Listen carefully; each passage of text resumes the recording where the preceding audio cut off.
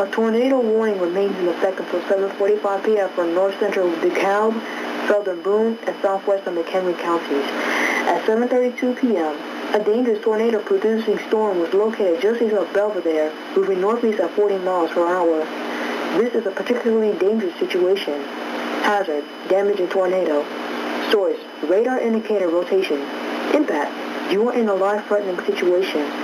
Flying debris may be deadly to those caught without shelter. Mobile homes will be destroyed.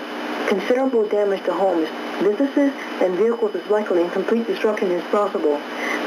The tornado will be near Murragano around 7:40 p.m., including the following interstates: I-90 between mile markers 43 and 56.